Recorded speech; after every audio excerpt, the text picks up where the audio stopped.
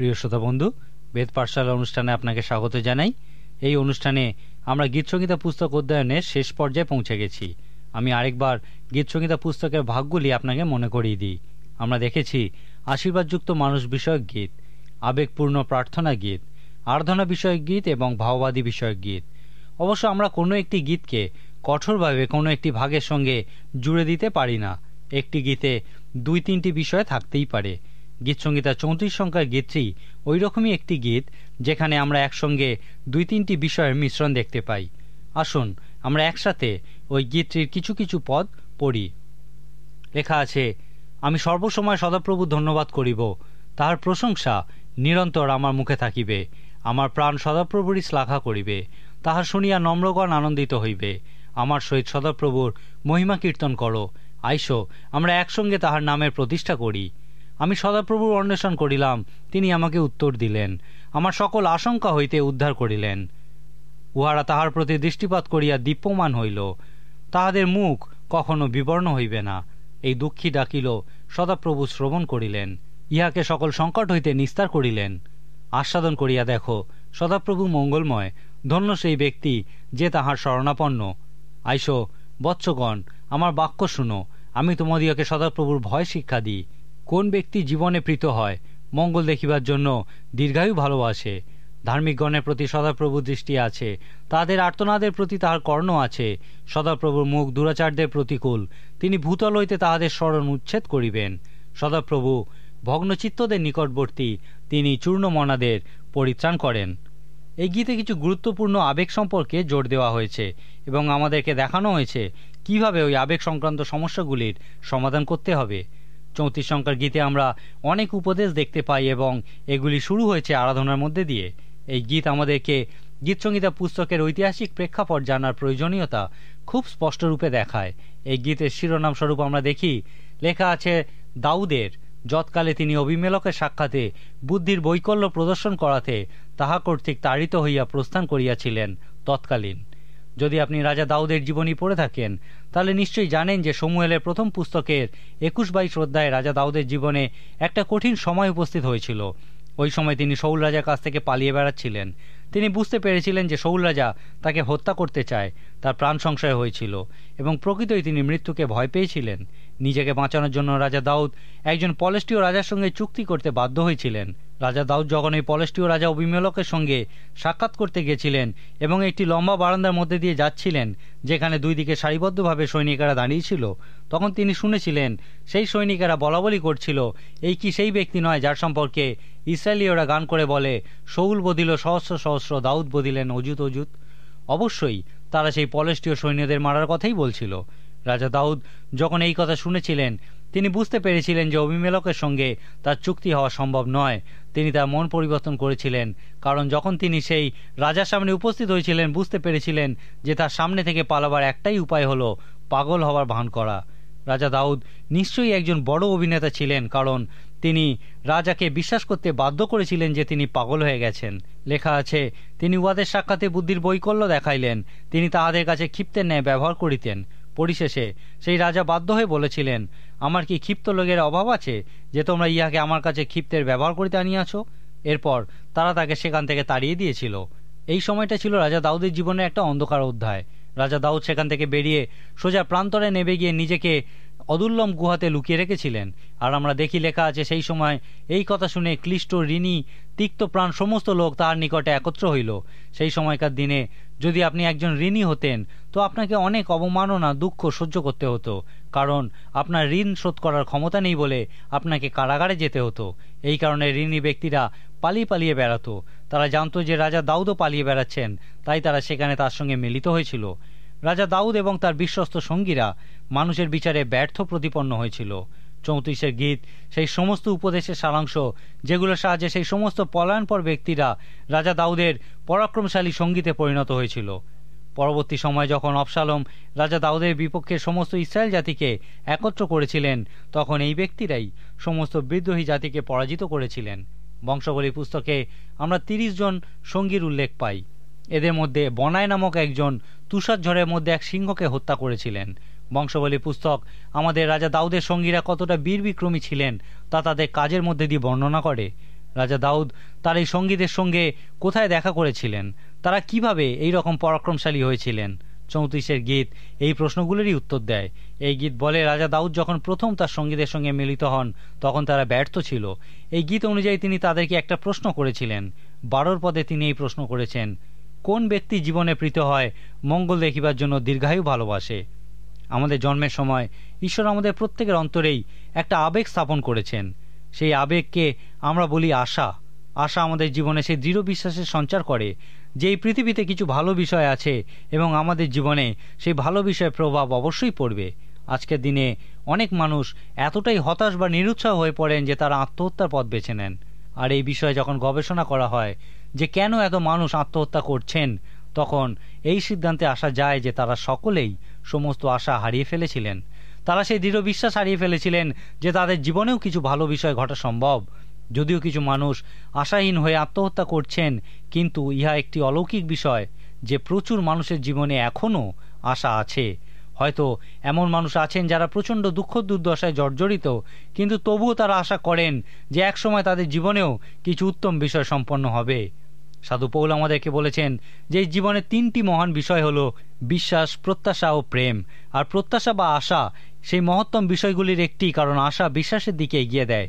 যদি আপনার দৃঢ় বিশ্বাস থাকে যে এই পৃথিবীতে কিছু ভালো বিষয় আছে, কিন্তু যদি তা প্রমাণ না করতে পারেন, তাকেই আশা বলে। আর যখন আপনার দৃঢ় বিশ্বাস কোনো তথ্যের উপর ভিত্তি করে গড়ে ওঠে যে পৃথিবীতে কিছু ভালো বিষয় আছে, তাকে বলে বিশ্বাস। আশা এই কারণে গুরুত্বপূর্ণ যে ইয়া আপনাকে সেখানে নিয়ে যায় যেখানে আপনি বিশ্বাস করবেন। এরপর সাধু পৌল বলেছেন এই পৃথিবীতে সর্বশ্রেষ্ঠ বিষয় হলো প্রেম। তিনি বলেছেন এই 3টি বিষয়ের মধ্যে প্রেমই শ্রেষ্ঠ। এক্ষেত্রে সাধু পৌলের যুক্তি লক্ষ্য করুন। তিনি বলছেন আশা মহান কারণ আশা আপনাকে বিশ্বাসের কাছে আনে। বিশ্বাস মহান কারণ ইহা আপনাকে ঈশ্বরের নিকটবর্তী করে। ঈশ্বরের কাছে বিশ্বাস ছাড়া আসা সম্ভব নয়। কিন্তু নিঃস্বার্থ প্রেম আশা ও বিশ্বাসের থেকে মহান, কারণ যখন আপনি এই রকম প্রেমের অভিজ্ঞতা লাভ করেন তখন আপনি ঈশ্বরের সঙ্গে থাকার অভিজ্ঞতাই লাভ করেন, কারণ ঈশ্বরই প্রেম। 34 গীতে রাজা দাউদ সেই পলায়নপর ব্যক্তিদের প্রশ্ন করেছিলেন, কতজন তোমরা বাঁচতে চাও, কত বছর তোমরা বাঁচতে চাও? একটা বিষয় আপনি লক্ষ্য করবেন যে কেউ কত বছর বাঁচতে চায় তা বলে না, কিন্তু বলে যে তারা বাঁচতে চায়। কেন মানুষ বাঁচতে চায়? তারা কি কিছু উত্তম বিষয় দেখার জন্য বাঁচতে চায়? তারা কি বাঁচতে চায় এই কারণে যে তাদের অন্তরে দৃঢ় বিশ্বাস আছে যে কিছু উত্তম বিষয় তাদের জীবনে ঘটতে চলেছে? রাজা দাউদ তার সঙ্গীদের বলেছিলেন, আমি তোমাদেরকে সেই উত্তম বিষয় সম্বন্ধে বলবো যা তোমরা অন্বেষণ করছো। আস্বাদন করে দেখো, সদাপ্রভু মঙ্গলময়। সেই কারণে ঈশ্বর তোমাদের অন্তরে আশা দিয়েছেন। ঈশ্বর চান যেন তোমরা আবিষ্কার করো যে তোমরা যে উত্তম বিষয়ের আশা করো তা সদাপ্রভু নিজেই। এই কথা বলার পর রাজা দাউদ তাদেরকে নিজের অভিজ্ঞতার কথা বলেছিলেন।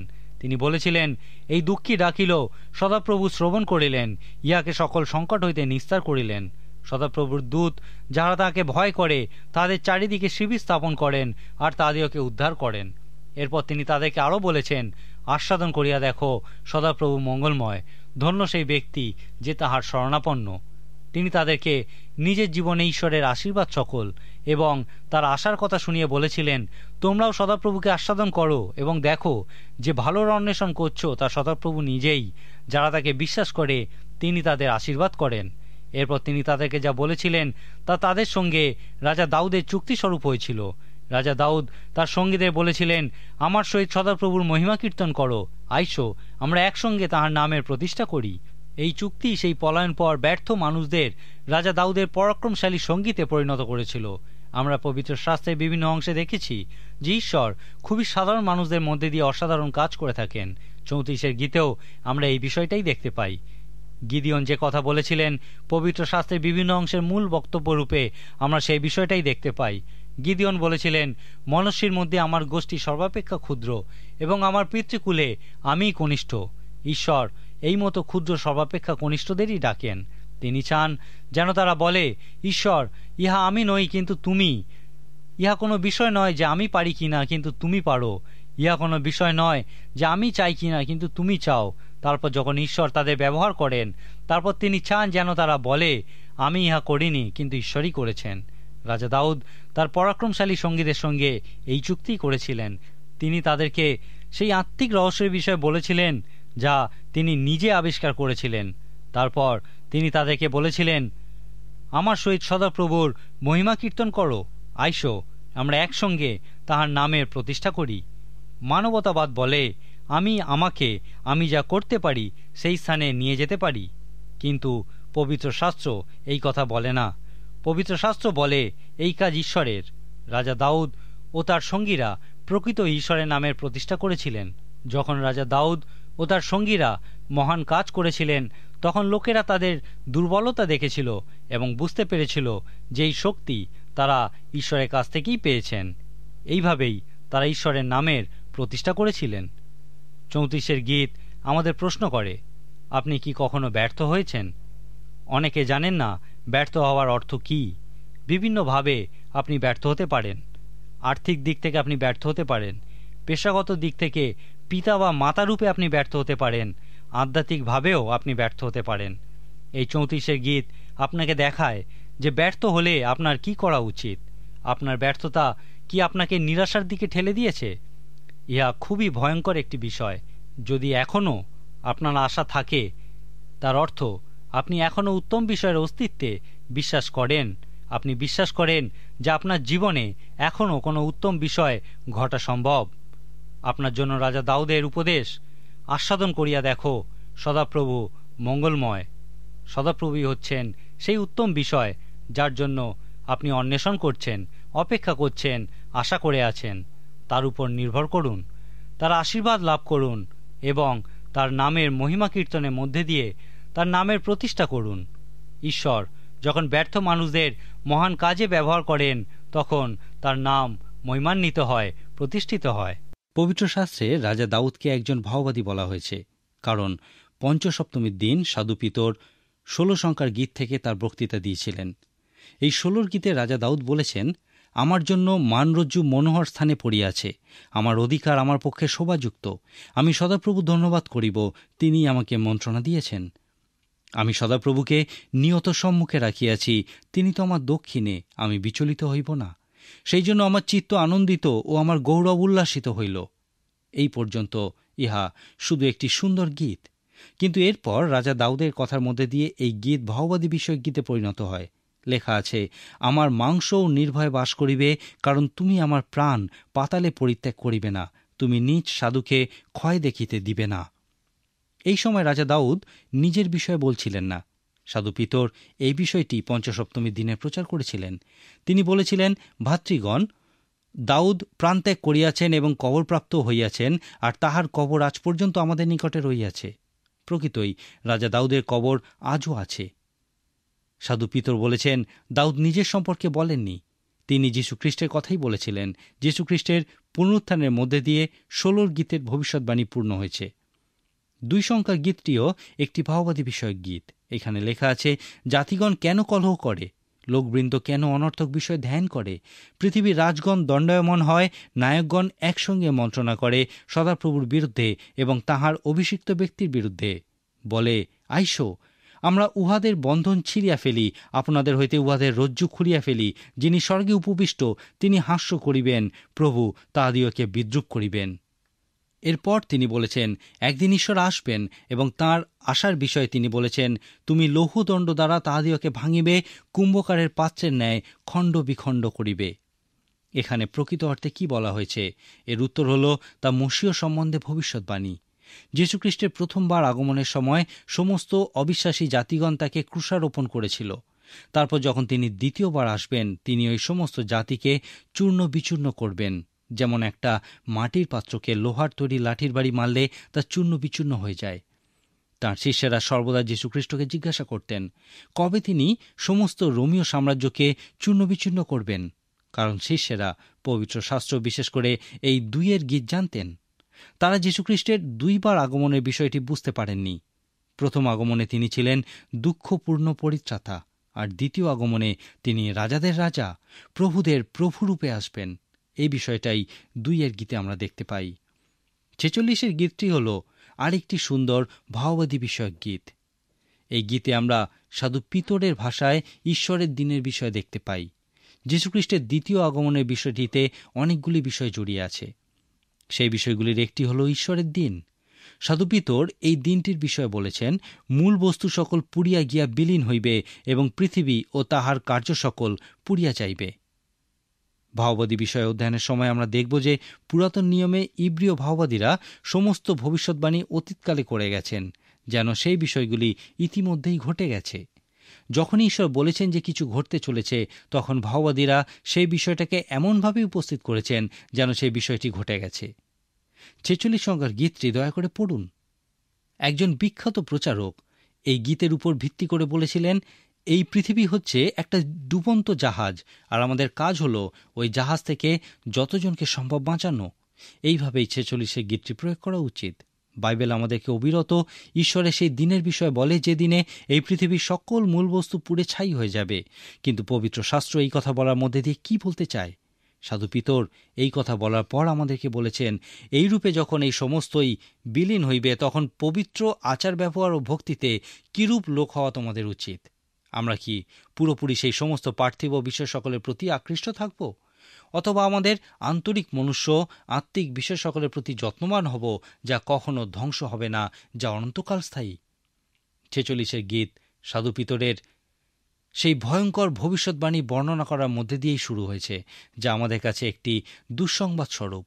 কিন্তু এখানে একটা সুসংবাদও আছে। লেখা আছে, ঈশ্বর আমাদের পক্ষে আশ্রয় বল, তিনি সংকটকালে অতি সুপ্রাপ্য সহায়। গীতরচক আমাদেরকে আরও কিছু সুসংবাদ একটি সুন্দর প্রতীকের মধ্যে দিয়ে বর্ণনা করেছেন। লেখা আছে, এক নদী আছে, তাহার প্রণালী সকল ঈশ্বরের নগরকে, পরাৎপরের আবাসের পবিত্র স্থানকে আনন্দিত করে। ঈশ্বর তাহার মধ্যবর্তী, তাহা বিচলিত হইবে না। এই নদীর অর্থ কি? অনেকে বিশ্বাস করেন এই নদী হল পুরাতন নিয়মের ঈশ্বরের লোক সকল ও মণ্ডলী। ঈশ্বরের এই লোকেরা নদীরূপে ঈশ্বরের শহররূপ স্বর্গ থেকে এই পৃথিবীতে বয়ে চলেছে। অতএব ঈশ্বরের লোকেরা জীবনের সেই অনন্ত মাত্রার চিরস্থায়ী অংশ। সেই জন্যেই আমাদের উচিত যীশুখ্রিস্টের প্রকৃত মণ্ডলী গেঁথে তোলার কাজে ত্যাগ স্বীকার করা। যীশুখ্রিস্ট বলেছিলেন, আমি আপন মণ্ডলী গাঁথিব, আর পাতালের পুরোদ্বার সকল তাহার বিপক্ষে প্রবল হইবে না। যীশুখ্রিস্ট যে মণ্ডলীর কথা বলেছিলেন, এই 46 গীতে সেই নদীকে ওই মণ্ডলীরূপে বলা হয়েছে, যা অনন্ত ঈশ্বরের উপস্থিতি থেকে এই পৃথিবীর মধ্যে প্রবাহিত হচ্ছে। এই গীতের মাঝের অংশে আমরা ঈশ্বরের দিনের এমন একটা বিবরণ পাই যেন মনে হয় এই বিষয়টি সম্পন্ন হয়ে গেছে। লেখা আছে, জাতিগণ গর্জন করিল, রাজ্য সকল বিচলিত হইল, তিনি আপন রব ছাড়িলেন, পৃথিবী গলিয়া গেল। এই ঘটনা ভবিষ্যতে ঘটবে, কিন্তু এখানে ইহা সম্পন্ন হয়ে গেছে এমনভাবেই উপস্থাপন করা হয়েছে। এই দুঃসংবাদের মাঝখানে আমরা দেখি লেখা আছে, বাহিনীগণের সদাপ্রভু আমাদের সহবর্তী, যাকবের ঈশ্বর আমাদের উচ্চ দুর্গ। মনে রাখুন, যখন সমস্ত কিছু পুড়ে ধ্বংস হবে, তখনও সদাপ্রভু আমাদের আশ্রয়। আবার আমরা দেখি লেখা আছে, চলো সদাপ্রভুর কার্যকলাপ সন্দর্শন করো, যিনি পৃথিবীতে ধ্বংস সাধন করিলেন। এবং আবার এই ভয়ঙ্কর কথার মাঝে আমরা এই গীতের শ্রেষ্ঠ পদটি দেখি। 10 পদে লেখা আছে, তোমরা ক্ষান্ত হও, জানিও আমি ঈশ্বর। আমি জাতিগণের মধ্যে উন্নত হইব, আমি পৃথিবীতে উন্নত হইব। বাহিনীগণের সদাপ্রভু আমাদের সহবর্তী, যাকবের ঈশ্বর আমাদের উচ্চদুর্গ। এখানে এসে এই বিষয়ে একটু চিন্তা করুন। এই গীতে ঈশ্বরের দিন সংক্রান্ত সমস্ত ভয়ঙ্কর বিষয়গুলির সঙ্গে একই সাথে আমরা সেই মহান শান্তির বিষয় দেখি। ঈশ্বর বলেন, ক্ষান্ত হও, জানিও আমি ঈশ্বর। আপনি কি কখনো ঈশ্বরের ঐশ্বরিক সান্নিধ্যের অভিজ্ঞতা লাভ করেছেন? আমাদের মধ্যে বেশিরভাগ মানুষই এত ব্যস্ত ও দ্রুতগতিতে জীবনে চলছি যে আমাদের ঈশ্বরের সান্নিধ্য লাভ করার মতো সময় নেই। কিন্তু এই গীতে আমরা সেই মহান পরামর্শ দেখতে পাই, তোমরা ক্ষান্ত হও, জানিও আমি ঈশ্বর। আপনি কি প্রকৃতই বিশ্বাস করেন যে ঈশ্বর আছেন? আপনি আপনার অভিজ্ঞতা থেকে বলতে পারবেন যে ঈশ্বর আছেন? এই গীত আমাদের একটি বিষয় পরীক্ষা করে দেখতে বলে যে একদিন সমস্ত কিছুই পুড়ে বিলীন হয়ে যাবে। এই পৃথিবীর সকল মূল বস্তু ওলটপালট হয়ে যাবে। আর যখন এই সমস্ত বিষয় ঘটবে, তখন যা সব থেকে গুরুত্বপূর্ণ বিষয় হয়ে উঠবে তা হল, আপনি কি ঈশ্বরকে জানেন? আপনি বলতে পারেন, ঈশ্বর আমার পক্ষে আশ্রয় বল। আপনি কি বলতে পারেন তিনি সকল কঠিন পরিস্থিতিতে আপনাকে সাহায্য করবেন? একজন বুদ্ধিমান ব্যক্তি ঈশ্বরের দিনের বিষয়ে নিজেকে প্রস্তুত করার জন্য নিজেকে ক্ষান্ত করে এবং অভিজ্ঞতার মধ্যে দিয়ে প্রত্যক্ষ করে যে ঈশ্বর এখানেই উপস্থিত। এই পৃথিবীতে খুব অল্প বিষয়ই আছে যা অনন্তকাল স্থায়ী। এই জন্যেই আমাদের কাছে এই কাব্যিক বইগুলি আছে, যা আমাদের আন্তরিক মনুষ্যের উদ্দেশ্যে লেখা হয়েছে। আমাদের বাহ্য মনুষ্য ও আন্তরিক মনুষ্য আছে। এই বাহ্য মনুষ্য সমস্ত দুঃখ কষ্ট সহ্য করে এবং তা একদিন সম্পূর্ণ ধ্বংস হবে। নতুন নিয়মে সাধু পৌল করিন্থীয় মণ্ডলীর প্রতি তার প্রথম পত্রের 15 অধ্যায়ে এই বাহ্য মনুষ্যের পরিণতি সম্পর্কে আমাদেরকে বলেছেন। সাধু পৌলের মত অনুযায়ী ঈশ্বর একদিন সে বাহ্য মনুষ্য বা দেহকে মৃত্যু থেকে উঠাবেন। তিনি বলেছেন, আমরা বাহ্য মনুষ্যকে কবরস্থ করি না, কিন্তু একটা বীজ বপন করি এবং এই বীজ আমরা পুনরুত্থানের দৃঢ় বিশ্বাস ও আশা নিয়েই বপন করি। সাধু পৌলের মত অনুযায়ী এই বাহ্য মনুষ্য হল একটা ক্ষণস্থায়ী আধার, একটা বীজ যা একদিন রোপণ করা হবে। আর আন্তরিক মনুষ্য হল জীবনের অনন্ত মাত্রার অংশ। তা হল সেই অংশ যা ঈশ্বরের সঙ্গে চিরকাল বাস করবে। 46 গীত আমাদের আরাধনার বিষয়ে একটা সুন্দর বিবরণ দেয়। এই গীত অনুযায়ী আরাধনা আপনার আন্তরিক মনুষ্য এবং ঈশ্বরের উপস্থিতিকে একটি সরল রেখায় নিয়ে আসে। তোমরা ক্ষান্ত হও এবং জানো। এই জানো শব্দটা গ্রিক বা ইব্রীয় ভাষায় ঘনিষ্ঠতা প্রকাশ করে, অর্থাৎ কোনো বিষয়ের সঙ্গে অভিজ্ঞতার মধ্যে দিয়ে ঘনিষ্ঠ হওয়া। 46 গীত আমাদেরকে বলে ক্ষান্ত হও এবং অভিজ্ঞতা ও ঘনিষ্ঠ সম্পর্কের মধ্যে দিয়ে ঈশ্বরকে জানো। আমাদের প্রথমেই জানতে হবে যে ঈশ্বর কি এবং তার ইচ্ছাই বা কি। এই 46 গীত অনুযায়ী ঈশ্বরের ইচ্ছা কি? ঈশ্বরের ইচ্ছা হল যেন এই পৃথিবীর সমস্ত বংশ, সমস্ত জাতি তাকে জানতে পারে এবং তার ইচ্ছা উপলব্ধি করতে পারে। এখন এই প্রশ্ন করা যেতে পারে যে তার ইচ্ছা কি, বা তিনি কি ইচ্ছা করেন? এই গীতগুলি থেকে আমরা এই প্রশ্নের উত্তর পাই। এখানে আমরা দেখি তিনি ইচ্ছা করেন যেন তার নাম সমস্ত অবিশ্বাসী মানুষদের কাছে উচ্চীকৃত হয়, মহিমান্বিত হয় এবং একই সাথে সমস্ত পৃথিবীতেও যেন তার নামের প্রতিষ্ঠা হয়। আপনি কি এখনও ঈশ্বরকে জানার থেকে অনেক দূরে অবস্থান করছেন? আপনি কি এখনও ঈশ্বরের ইচ্ছার থেকে অনেক দূরবর্তী স্থানে আছেন? আজকের দিনে ঈশ্বর তাঁর যে কাজ করছেন তা হল ঈশ্বর তাঁর মণ্ডলী গেঁথে তুলছেন। সাধু মথি লিখিত সুসমাচারের 24 ও 25 অধ্যায়ে বর্ণিত যীশুখ্রিস্টের শিক্ষা অনুযায়ী সুসমাচার সমস্ত জগতে, সমস্ত জাতির কাছে সাক্ষ্যস্বরূপ প্রচারিত হবে এবং তারপর এই পৃথিবীর শেষ উপস্থিত হবে। হয়তো কোনো দিন কোথাও কোনো প্রচারক যখন পৃথিবীর কোনো কোণে সুসমাচার প্রচার শেষ করবেন, তারপর ঈশ্বর বলবেন, এবার আমি এই পৃথিবীর সমাপ্তি ঘোষণা করতে পারি, কারণ এই পৃথিবীর সমস্ত জাতির কাছে সাক্ষ্যস্বরূপ সুসমাচার প্রচার করা হয়েছে। এই বিষয়টাই যীশুখ্রিস্ট তাঁর ভাববাণী বিষয়ক আলোচনার মধ্যে দিয়ে শিক্ষা দিয়েছিলেন। সেই প্রকৃত সত্যে যে সমস্ত কিছু একদিন পুড়ে যাবে, বিলীন হবে, তার মধ্যে গীতরচক বলেছেন, তোমরা ক্ষান্ত হও, জানিও আমি ঈশ্বর। তোমরা ক্ষান্ত হও এবং ঈশ্বরের ইচ্ছা জানার চেষ্টা করো এবং তারপর তার পবিত্র উপস্থিতিতে তার আরাধনা করো আর নিজেকে তার কাজের জন্য সমর্পণ করো। ইহাই তার ইচ্ছা। তোমরা ক্ষান্ত হও এবং অভিজ্ঞতার মধ্যে দিয়ে জানার চেষ্টা করো আমি ঈশ্বর এবং আমি সমস্ত অবিশ্বাসীদের মধ্যে উচ্চীকৃত, মহিমান্বিত হব। সমস্ত পৃথিবীতে আমার নামের প্রতিষ্ঠা হবে। আজকের মতো আমার সময় এখানেই শেষ, কিন্তু অনুষ্ঠান শেষ করার আগে আপনাকে মনে করিয়ে দিই, যদি আপনি এই অধ্যয়ন সহায়ক পুস্তিকা সম্পূর্ণ বিনামূল্যে পেতে চান, তাহলে আজকেই পত্র মাধ্যমে আমাদের সঙ্গে যোগাযোগ করুন। ঈশ্বর আপনার মঙ্গল করুন।